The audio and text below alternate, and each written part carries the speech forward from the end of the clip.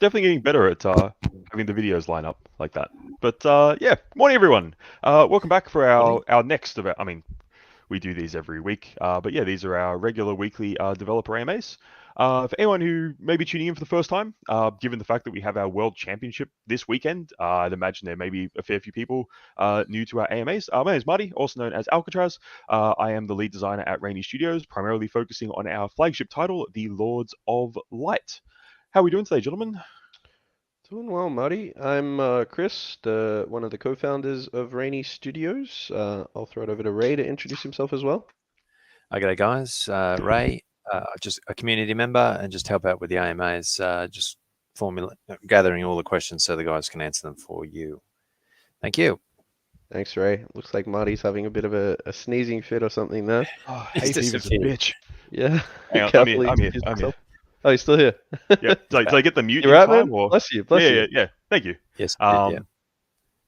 Yeah, no, it's obviously the dev team and myself are in Australia. We're in spring at the moment, which means anyone who has hay fever or allergies is getting absolutely inconvenienced.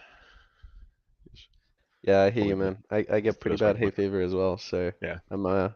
I'm starting to sniffle just from seeing you sneeze. It's like that empathetic hay fever at the moment. Isn't that like the Nice. whole thing? Like I was reading something where like if like your partner like is pregnant, like having kids and stuff like that, like you start to go through all the same sort of like things as well. So Well, you That's all definitely the experience things. pain, that's for sure.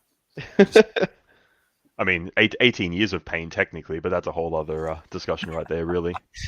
yes. But yeah, cool. But yeah, I mean, God, yeah. So I mean, thanks everyone for being understanding. Obviously, we moved the AMA back by about 24 hours. Normally we do these on Tuesday mornings Sydney time. It's 11 a.m. Wednesday here at the moment. But yeah, obviously, just being a very big week for us with everything going on. We'll go through this in a bit more detail, obviously, but just at a higher level. Obviously, we've got a new patch going out this afternoon. The World Championships kick off in what about 72 hours from now, give or take, which would be the opening event, which is the standard championship. So yeah, pretty massive event to kick off the World Championships. We've got the launch of the new Rainy Studios token, which is literally happening as we speak. I'll get Chris to touch on a bit more detail around that. And outside of all that, we're plugging along. The game's live on the Epic Game Store. We've got new players coming in. We had a bunch of random, or say random, we had a bunch of very high profile streamers and influencers playing the game over the past week. So it's been yeah, it's been pretty full on. Absolutely. Yeah, Where where, where do we want to I'm start? super pumped to see the first event on Saturday, and yeah, as I posted on Twitter, I want to see like how the meta changes in response to the balance patch we did last week. Mm. Um, yeah, pandas are still strong, I think, but maybe not quite as strong as they once were. Yeah, I mean, we've got the benefit that we can like so part of building out a live ops game, like we can literally see full replays of every single game that gets played on ranked and stuff like that. So yeah, definitely pandas are still seeing a lot of play. They are still a very very powerful card, obviously, but not quite as if you have this card in your deck, you will win the game level of OP power. I'm seeing more of the Chad Doge card popping up there a little bit as well, which is always fun to see. Um, but yeah, definitely, it looks like it's shaking up to be a very interesting meta heading into the World Championships. And it'll be interesting to see how that meta evolves over the 13 events as well. One of the really interesting things with this particular format for the World Championships is like people will be able to see, right from event one, what decks are people playing, what's popular in the meta, and then we'll see how that changes and evolves as we go through the month of October, leading into that big, obviously, grand final at the end as well. Sorry, Ray, I think I was cut you off there or something. Oh, maybe not. What's that? Oh, I thought I saw you unmute. I thought I cut you off. No, sorry, mate. Not at all. Not me. Oh, no, Just cool. No, that's listening. cool. Yep. Yeah, so I guess may as well start with the World Championships and just go through everything that's happening this weekend, basically. So the opening event, it's so if you go to RTLOL.com and hit the World Championships page, you'll actually see all of the event times there in your local time as well. which makes it super convenient to know when different events are starting. Or you can go to bluemint.com and they've got the same thing built into their site as well. Big shout out to Bluemint actually for agreeing to host the World Championships for us. It's a lot of work to host 13 tournaments in a month. And yeah, we definitely couldn't do it without them. So yeah, just a big shout out to James and everyone over there at Bluemint. We think you guys are awesome, obviously. And double shout out for the awesome trailer they've just dropped on Twitter if you guys haven't seen it. Yeah, Absolutely. Bluemint have prepared like a really cool hype trailer for the World Championships that cuts together some of our old trailers for the game with some of their own footage. So check it out if you haven't seen it. I mean, should we play it right now? Yeah, Why do it. not? Yep. All right, here we go.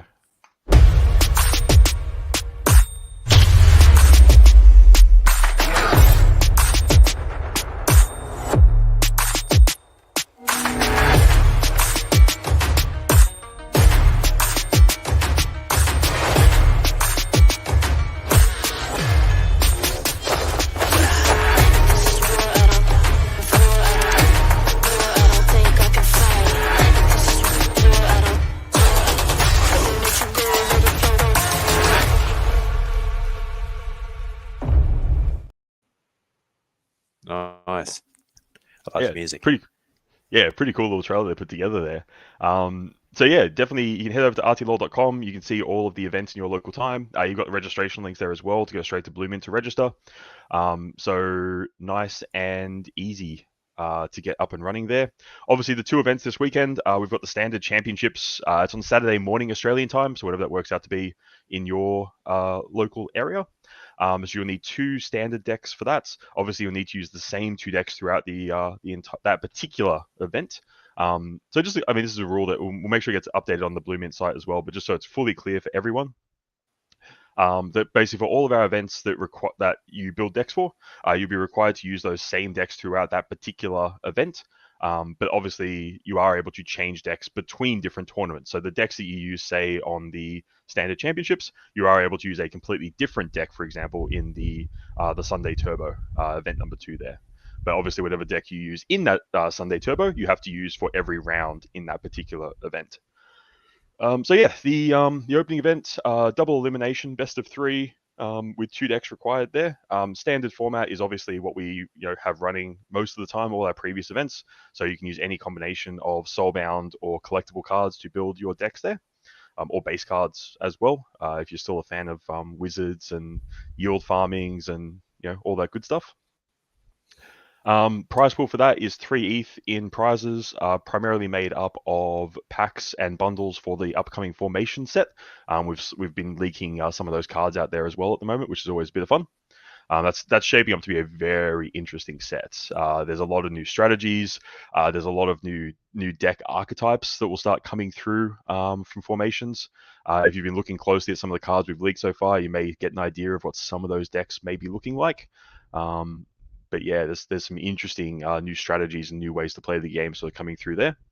And then yeah, event number 2, that's, I believe it's like the early hours of Sunday morning Australian time. So again, just head to rtlol.com. You can check out what time that is in your local area. And that is our standard turbo event. So that's a single deck tournament. Yeah. So you don't actually need to have 2 decks for that one, just a single deck, single elimination, best of 1 the whole way through. So a nice quick tournament. And I believe it's a 500 USD prize pool for that one as well. So yeah, should be a pretty fun way to. Sorry, I was just going to say, Nemesis just asked a question, and you probably already answered this, but he just would like clarification. I think a couple of people did. But in a tournament event that includes a BO3 stage, you've answered this. I think, do players have to use the same 2 decks throughout the BO1 and the BO3 stage of that tournament event? And that's correct. On the turbo event, so okay, same 2 decks. You just got to pick whichever one you want for the BO1, but you can change on the BO1. You could use either of those 2 decks. Yeah, absolutely. Yeah, during the best of 1 stage, you can basically go in with whichever of the 2 decks that you have. Then when we get to the best of 3 stage, obviously we'll go in with just the standard best of 3 from there. Win one. We've updated. Yeah, we've updated both the client and the backend server to help our team basically make sure that people are selecting the correct decks the whole way through the tournament. Yep. So yeah, that should be nice and easy. And yeah, we'll make sure that's very clear as players are getting into the tournament there as well. We should It's also also point out, I believe we patched it such that if you lose a game in a best of three, you will go first in the next game. Yep. So should help it a bit as well. Yeah. Okay, that's cool. Yes, that's in there as well. So yeah. He's also asked in a turbo event, and this would be the same, I imagine, but that does only have BO1 matches. Do players have to use the same deck throughout that event? So you pick one Absolutely. deck and you play the entire way through. That's it. You can't change based on whatever you feel like. Correct. Okay, that's sweet. The benefit of that turbo event being like the best of one, there was two benefits. The reason why we're doing them. One, we're obviously aware that we're holding these events over an entire month. So there's some people don't have as much time, so we want to have some quicker events so everyone has the opportunity to participate in the World Championships as much as they are able. But the benefit of doing a standard best of one event is it means that players who maybe don't have as large a card collection can put all of their best, most powerful cards into that one single deck. They don't have to try and spread it out across two. So basically, I expect to see different decks getting played in a best of three standard or a best of one standard tournament. Because depending on what you expect your opponents to be showing up with, depending on how you've got to, in the best of three, you've obviously got to divide cards and colors between two different, decks. It creates some interesting deck building opportunities. And I guess the overarching theme of this World Championship, the reason why we're holding like 4 different styles or formats of events, being standard, open, collectible, and theme deck tournaments, is we really want to make sure that the person that we are crowning, both, I guess, the world champion and the player of the championships, there's 2 different sort of things to sort of play for there. We really are crowning the person who is able to, or people, I should say, could be the same person, who knows, who's able to really go through and adapt, see what the meta is doing throughout the tournament, maybe, pick up a new deck halfway through if there's, a shift in the meta. And then, at the end of it all, we get to crown our inaugural champions and hand out some pretty ridiculous prize money along the way as well. So definitely keen for that side of it too. Shout out to Merit Circle and Pentoshi for that sponsorship Absolutely. as well. Yeah. And obviously we've got like the Pentoshi or the Flightless Space Agency Invitational in there. There's championships for all 4 tournament formats. All the events feed seats into the overall grand final. There's the last chance qualifier. So if you don't manage to qualify through one of the preceding events, you've got that last opportunity heading into the championship weekend. It overall should be a really fun event. So definitely keen to see everyone this weekend and see what decks and strategies come out of it. Cool. That's probably everything It's going to to be touch big. on. Definitely. Yeah, it's going to be. If we go back 12 months, I would make the joke saying it's going to be epic, which it still is, obviously. I mean, shout out to Epic there. It's not as fun anymore now that the cat's out of the bag. I can't keep dropping just random hints. Although I have named like 2 formation cards so far today that haven't been announced yet, and no one's noticed. But anyway. While you're on the World Cup, I suppose, how will the World Cup be covered? This is an MSL question. YouTube uploads of which matches will they be uploaded after the World Cup or during the World Cup streams, etc.? Yep, it's a great question, and I know that Nemesaur in particular is asking not just for marketing purposes. He has an ulterior motive in these questions here, so I'm sure he'll be interested in my answer. So basically, we're planning on doing a mixture of both live content and then like recorded content to cover the World Championships. Any live content that we do will be streamed with at least a 30-minute delay. Obviously, we add that delay in for competitive integrity reasons to make sure that you can't stream snipe basically. That's the same as most events like this that will add some sort of delay in. Depending on the duration of the average games, we may need to change that 30 minutes, be a bit longer, but we'll keep an eye on that as we go through. The plan for the opening weekend is the content will be pre-recorded. So the team's actually just one of the reasons there'll be another patch going out today. We've just actually built in to our we've had a replay system in the game from day one. We use it for any bug reports that come in. We use it for like just keeping track of the meta and stuff like that. We can basically go back to any game that gets played and we can watch that game get played out through the editor that we use. It removes all of the timing gaps in there. So we just basically see like move. So we can watch through a whole game in like a couple of minutes, basically. It makes it really convenient for the team to basically, if someone sends through a bug report saying, oh, my Campai Pandas didn't trigger correctly or something like that, we can literally just fire up the bug report, fire up that particular game, go to that point, and actually just skip the replay right ahead to that point and basically watch what happened, like move by move, basically. We've expanded that now to actually allow us to go back and put the delays back in. So that's a very long-winded way of saying that we can basically replay any match that gets played in real time. So we can very easily, if we see players going, oh, I just had a really great game against Huncho or whatever it is, we can basically go back and record that match, put commentary over the top, and upload it to YouTube and other platforms, which would be great. We can also like take snippets out of it. So if there's a really epic, I don't know, Blockfather activation or something like that, we can just sort of take those little like short clips out of that, and that makes really great like vertical content. So stuff which you expect to see on like TikTok, YouTube Shorts, Twitter, stuff like, X, I should say. God, stupid effing Elon. Yeah. Did I mute for that? Maybe I didn't mute for that. No one heard what I said. Okay, cool. Moving on. Yeah, so we've got plans to do a lot of pre-recorded content in a variety of different formats. Basically, get as much coverage out of the World Championships as possible. We will be doing live coverage, both ourselves and Merit Circle. We'll be doing live coverage of different events as well. At this stage, we're not planning on doing any live coverage of this weekend, primarily because obviously with this being the opening weekend of the World Championship, we want to make sure the team is fully available to handle any issues that might arise. And there could be technical, could be new players having trouble getting into lobbies or games and stuff like that. So it's important to make sure the whole team is on hand to deal with any issues that might pop up in that opening weekend. But obviously we've got the ability to go back and do pre-recorded content to cover those as well. Our plan will basically be that we will be trying to cover, at the very least, the final matches of every event, as well as any interesting matches that we find from events as we go through as well. And that may or may not even be from like, the semifinals or the quarterfinals. There may be a really awesome match between two players in the opening round of a particular tournament. So obviously we want to make sure we're covering, the most interesting matches for people to go back and watch.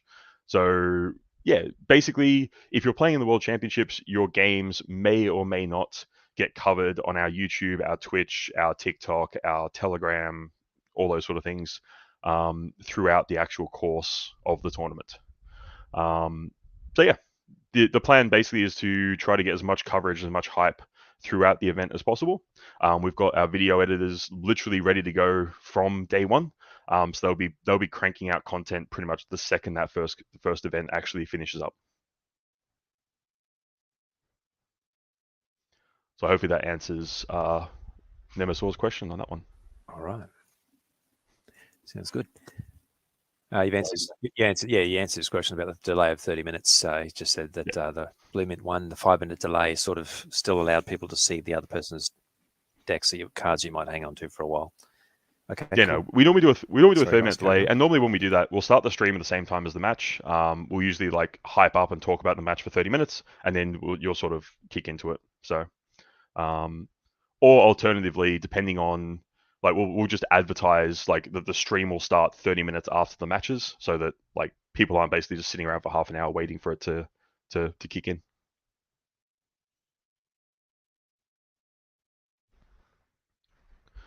Cool. Do we have any other World Championship related questions? Questions? Question. Not a question, but a reminder. Sorry, Nemesor again. Not a question, but a reminder. On Blue Mint, the dollar price distribution is not yet announced. How is the prize money distributed among the best players? How many get some? This is only done for the NFT prizes so far. Yeah, I'm actually chatting with Blue Mint now. I'll make sure they get that updated there as well. It will most likely be a top 8 payout for most of the events. We may go a little bit deeper on some of the events that have the bigger prize pools. But yeah, will most likely be like a top 8 payout for most events. And I suppose, again, while you're talking to Blue Mint, the rules on Blue Mint have not yet been updated to make them crystal clear. This is Nemesor again. I know it was said in the last AMO that they would be. He said it'd be nice to have them written down, just so there's no confusion for people who haven't been around for a while. Yeah, for sure. as long Yeah, as Blue Mint on that. Yeah, obviously with there being like 13 events, it takes them a bit of time to update the rules for all of them. But yeah, they're aware of it and yep. they're on that at the moment. All right. They did ask the question: will George win the World Cup? I don't know if you can answer that or have a go at George in the process. That'd be good. We I always have a mean, go at George. if there is a player who like of all the like we've spectated a lot of tournament matches over the past like 6 to 12 months, and if there is a player who just genuinely gets unlucky more than any other player, it is George. Um, I know there was I can't remember which tournament we've had so many tournaments. Definitely go back and check out our YouTube. We do coverage of them all on there. There's so many matches to go back and watch. It's really interesting to go back and watch how the game and the meta has evolved over time as well. But I think one of the early tournaments where he missed out on making the finals just because of a Manticore like missing like a critical shot. I think one of the more recent tournaments, he got really unlucky with like a blockfather flip or something. It was yeah. There's been a lot of interesting spots that George has gotten himself into. Um, honestly, I would be very surprised if actually to be fair, I'd be very surprised if you could actually put money on anyone winning an event like this. Just because it is such a I don't want to say it's a grind. So that makes it sound like it's not an enjoyable experience, but really, like if you've played any tournament series like this before, if you've been involved in esports, you've been involved in like TCGs, if you've played like the World Series of Poker or stuff like that, you'll understand that these sort of events they're a marathon, not a sprint. Um, you know, just if you may get knocked out the first round of the opening event, and that really doesn't count for anything because at the end of the day, it's how you perform across 13 events that will really matter. Obviously, you've got 5,000 USD up for Player of the Championship, which is a really great way to just reward the players who are consistent across all of the events. And then, yeah, obviously, for the first 12 events, your goal should be just qualifying for the grand final. And then at that point, we're literally throwing you into arguably the hardest RTLOL tournament you could ever play in. The grand final is an open format, so we've said this all along that the events like the grand final of like a world championship will be using that open format where we turn off any requirements for card ownership. So you can literally build any decks that you believe will be the best decks in the RTLOL meta. Um, After having played through 12 previous tournaments and seeing what players are playing, maybe coming up against similar players in the top eights, picking up timing tells, or figuring out that okay, Huncho always loves to play his pandas on curve, or he'll drop an airdrop as soon as it's available. Like there's going to be so much depth to an event series like this. I'm really looking forward to getting feedback from the players. Like if you haven't played in an event such as this before, and you've played like our regular, just like weekend tournaments or the weekly Blue Mint ones that they run with us, I think you're going to be surprised at just what this tournament experience is going to be like. I'm really looking forward to October just being a huge celebration of the Lords of Light, and letting players really experience that different aspect of TCGs that maybe a lot of our community haven't had the opportunity to get involved with before.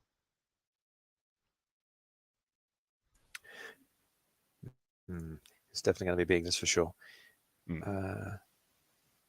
Guys, I suppose you're going to move on to the RST thing shortly, but just Marty, while you're at it, what happens in the event that Beam goes down at any point during this process, or any sort of blockchain or? Yeah, cool. We spoke about this before we went on air. So yeah, thank you for reminding me this. I wanted to bring it up. So yeah, this is something that obviously a few players have asked about. Like, what happens if a chain goes down, or what happens if how will that affect potentially the World Championships or different events? So the first important thing to note is our game has been set up from the ground up to run regardless of the state of any particular blockchain. So in a theoretical world where Ethereum, BNB, Avalanche, and Beam all somehow went down, the game itself will keep going. You'll be able to jump in, find opponents, play the game, all that sort of stuff, which is great.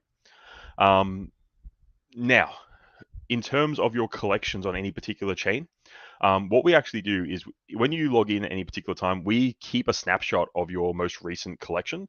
We do take snapshots periodically as well. So if, say, for example, going into a particular event, there was an issue with our either a blockchain going down or our ability to read from a blockchain, we would just fall back on that last cached collection that you had available. May not be as up to date as possible, but yeah, we basically try to make sure we've got the most up-to-date information that we have for your collection. So yeah, theoretically, in a world where one of the chains was to have issues, and I know we've seen like BSC have some issues over the past few months, unfortunately. Then yeah, at a minimum, you'd still be able to use the collection as best as we can tell you what your collection looks like. And obviously, like, any on-chain rewards or prizes, we will just pay out after the chains are back up. So yeah, shouldn't be any issues around that. Obviously, we're not expecting any issues, but yeah, the team obviously, when we do build out all of our back-end infrastructure, we pretty much try to build it in a way where as many things could go wrong as possible, but the system will still operate in whatever way that may be. And like some of the other things we do, for example, like on the back end, your soulbound like account data. So for example, like your packs or cards or emotes and stuff like that. We actually store that data in two different places. We store it one in a backend database and two with a backend service provider. So again, if one of those services was to go down, and these are big corporations that we work with here. These aren't small services. I'm not going to name who it is for obvious reasons, but we work with big companies to provide these sort of backend services. But if one goes down, we've got the other one there as that redundancy layer as well, and we sort of keep that data in sync between the two. So as to the best of our ability, we try to make sure that all of our backend systems are as secure as possible and as redundant as possible. But yeah, if there were any issues with a particular chain or theoretically set of chains, yeah, everything will still operate. And yeah, you'd still have access to all of your collections as best as we are able to tell what your collection looked like before the issues popped up. All right, excellent, mate. That sounds great. We don't. There's no more sort of questions about the World Cup or anything. One question people were asking.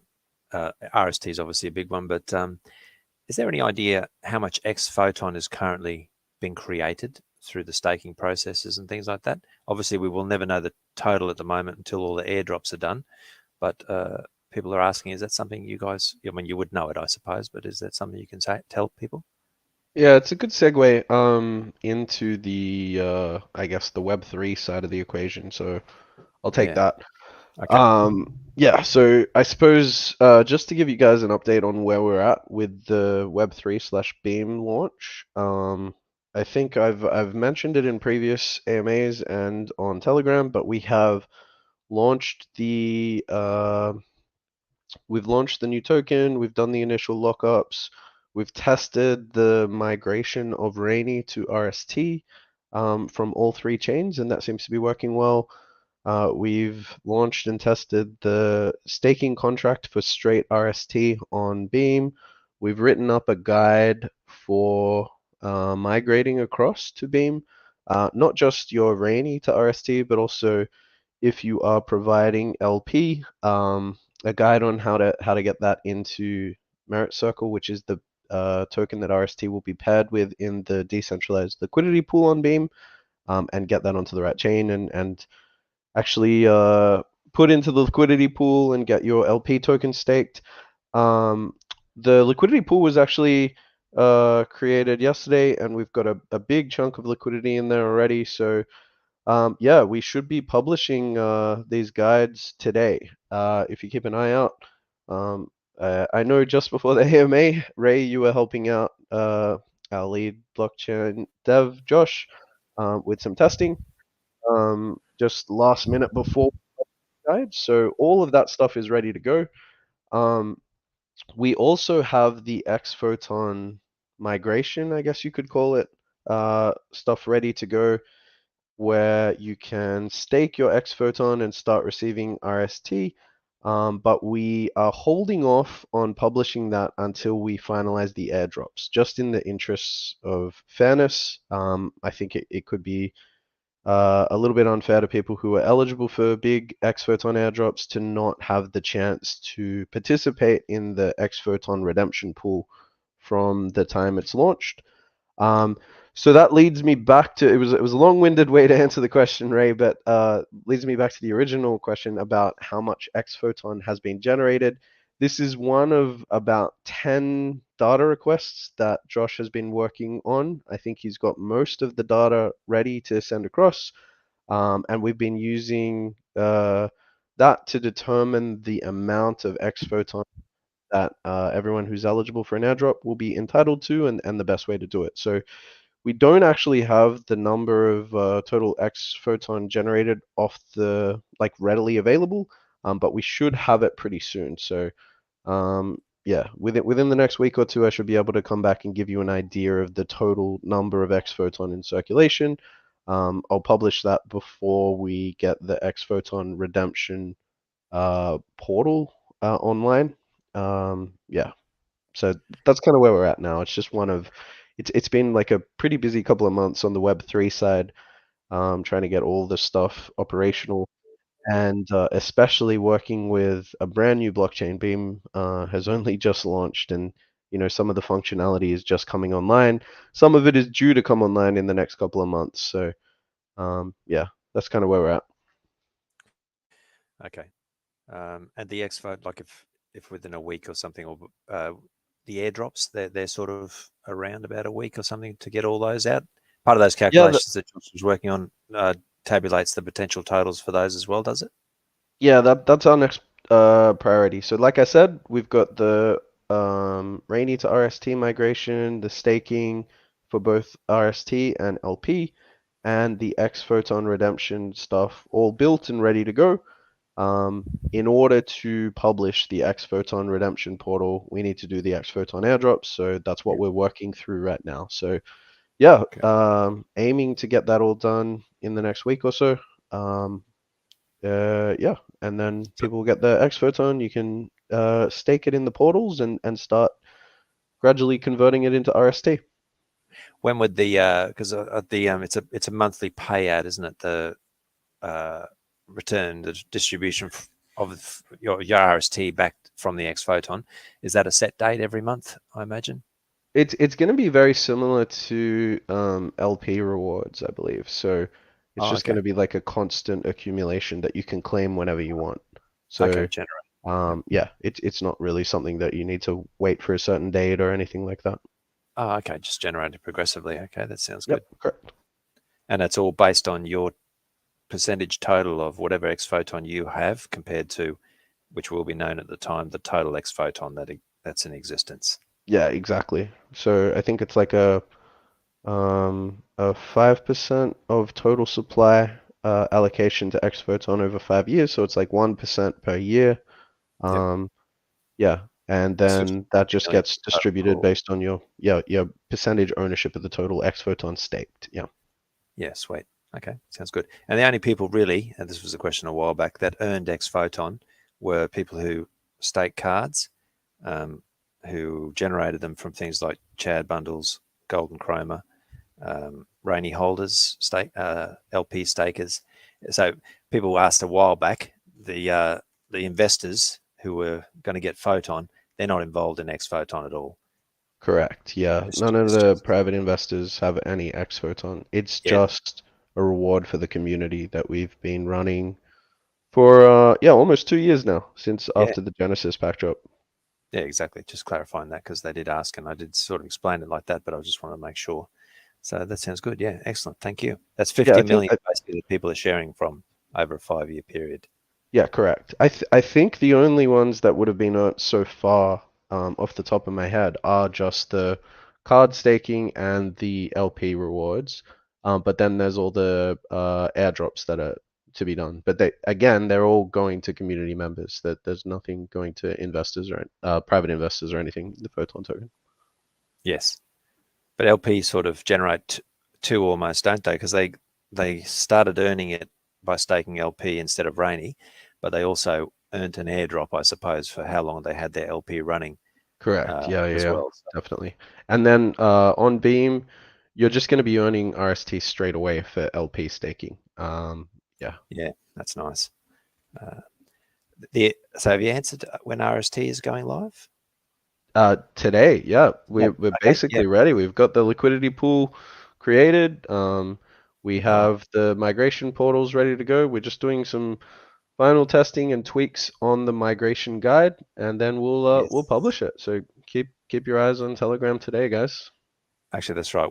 I'm talking to Josh at the moment, but I said I'm on hold while the AMA is here, but I'll be Yeah, running it's mine all up through it. to Ray. Like when Ray Yeah. finishes helping Josh test, then we can publish everything. So, As soon as this finishes, I'll get onto it. Thanks, thanks, guys. man. Appreciate your help. Yeah. No, that's all right. It's great. Um, that's sort of I noticed, I suppose, during the week, Merit Circle looks to be putting their own sort of proposal in place where they're actually going to change the MC token to the Beam token with the same utility, same everything. But when that happens, we would sort of help people through the changeover because it'll no longer be RST to MC, it'll be RST to Beam. We'll help with that sort of process. If it happens, we spoke to Yeah, true.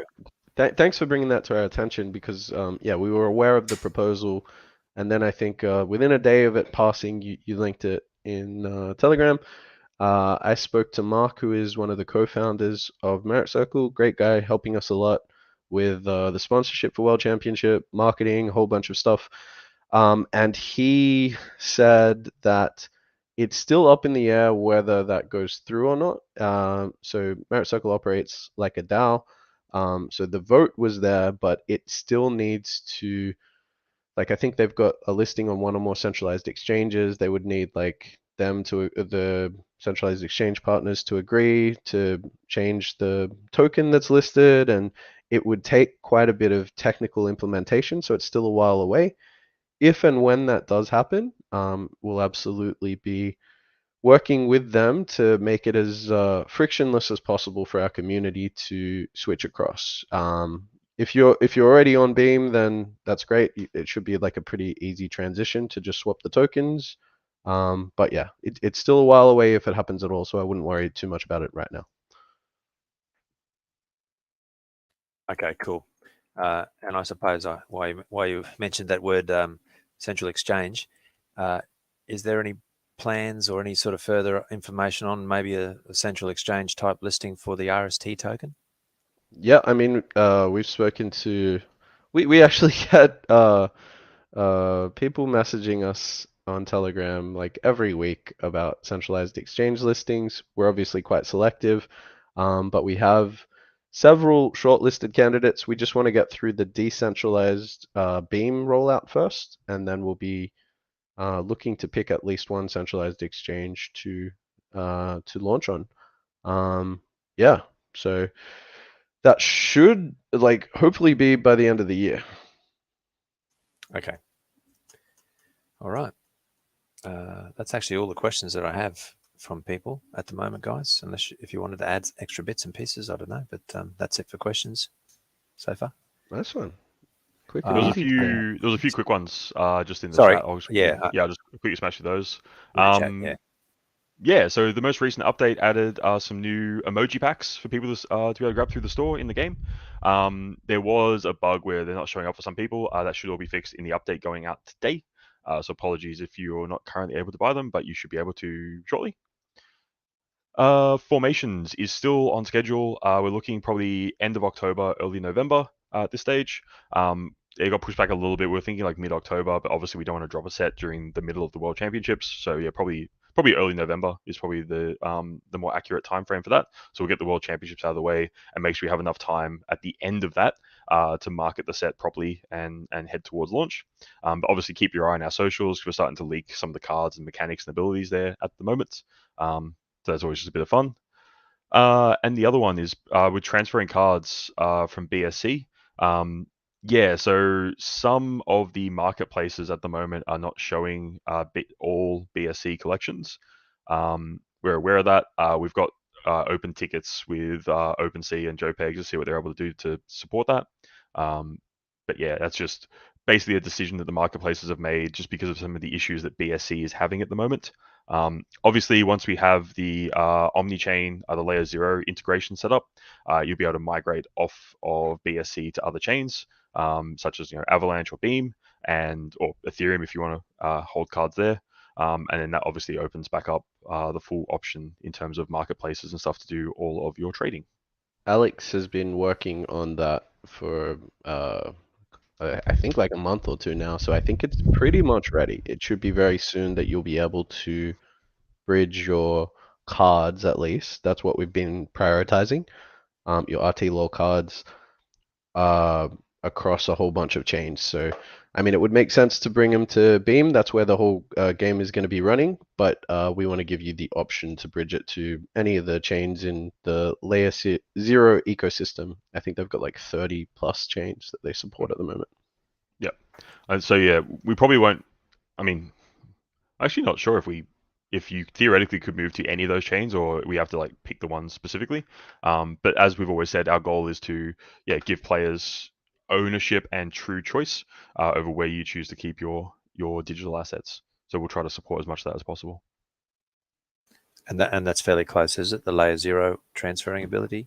For cards, yeah. I think Cards, yeah. packs are a bit more difficult. That might take a bit longer, but at least cards, you should be able to bridge them to Beam very soon, if that's what you want to do, or like Ethereum, or yeah. So if everyone bridged their cards to Beam, is there a marketplace that could then see all those cards in one big area? So instead of looking at multiple sort of collections, you could see all those collections in the one area. Would that be a thing that happens through that bridging? I mean, that's the goal to work towards, making it as easy as possible to, I guess trade all game assets, especially if they're on Beam. So that right now, because it's a brand new chain, I don't know if they'll have all the functionality to support that. I think they do have like some marketplaces, but they're still rolling out all of the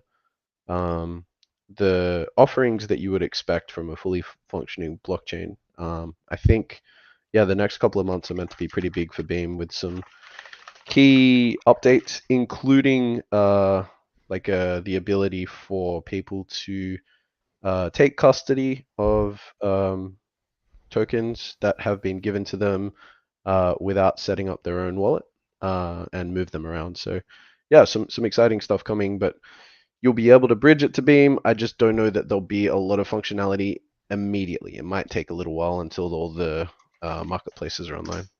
Yeah, sure. But obviously you'd see the future potentially where that can happen, because they're obviously pushing hard to get a whole bunch of games on there, and those game players would want to be able to sort of trade there. Yeah, definitely. They want to support the interoperability and the interconnection of players and games on that ecosystem as much as possible. So they're investing pretty heavily, and we're going pretty heavily onto Beam. So any infrastructure we build there would make more sense. To be built around Beam rather than the ETH or BNB blockchain. Sure. Meisen's just asked in the chat, I'm not sure if you know this, but can you use Beam with a Trezor hardware wallet? To the best of my knowledge, you should be able to, because it's just another ERC20 chain from that perspective. But I'll get a definitive answer from the Beam team and get back to you with that one. The Beam team. I suppose. The Beam team. Yeah, the Beam team. That's pretty good.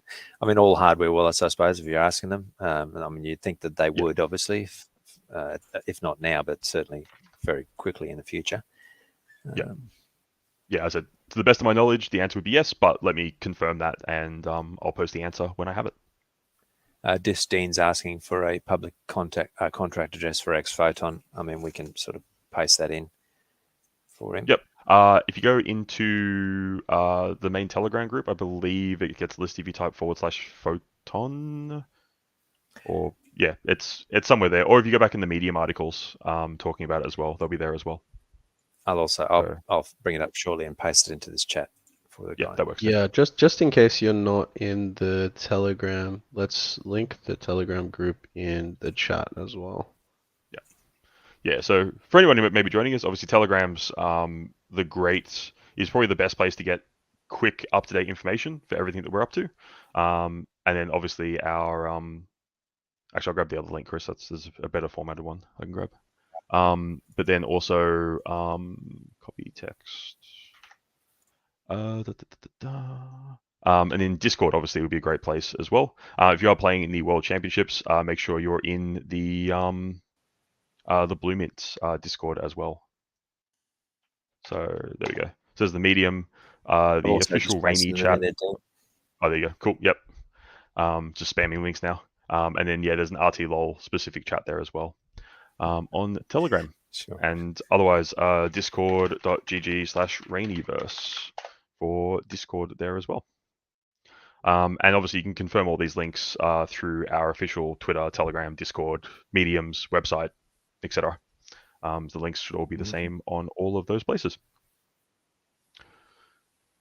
Excellent. Just as a heads up, because we will be posting the guide later today, just wanted to take the opportunity to, I guess, warn people to be very careful about what way they bridge their assets. If you're going to be migrating from BNB or ETH to Beam, the RST, the Rainy to RST conversion, we've built that, so we're fully confident in the security. Just use the official site and make sure you're following the links.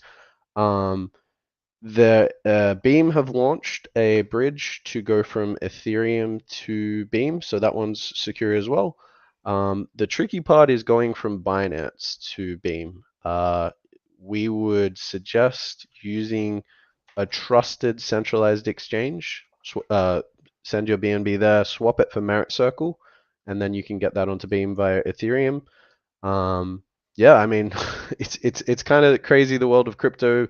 I was using multi-chain previously, AnySwap, for many years, and it was brought to my attention that that has closed. Maybe a rug pull, maybe like legitimate, who knows? But yeah, you can never be too careful with bridges and giving authority to your like MetaMask or whatever you use for any site. So please use the official links. Please stick to bridges or centralized exchanges that you know and trust very well, and do a lot of research before you give approval for anything with your wallet.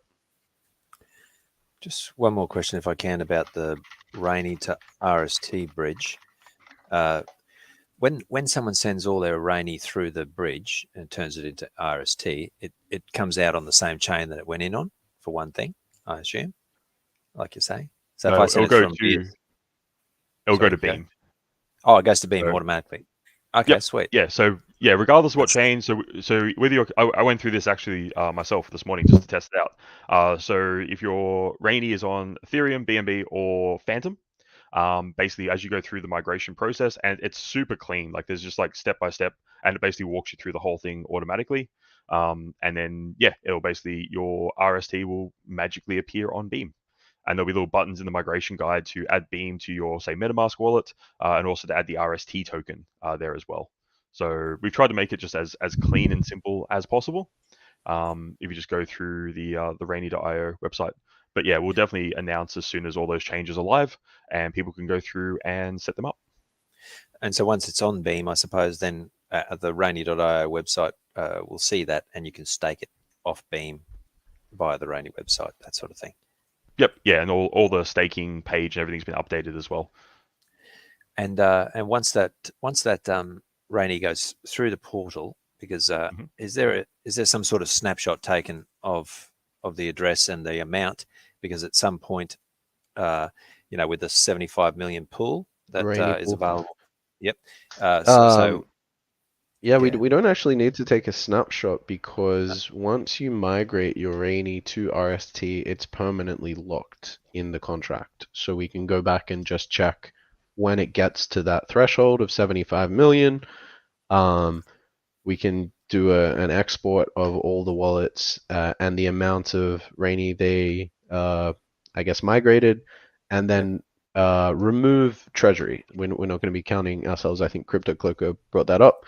Yeah. But because it's all permanently locked, then we can just do that once we reach the 75 mil target.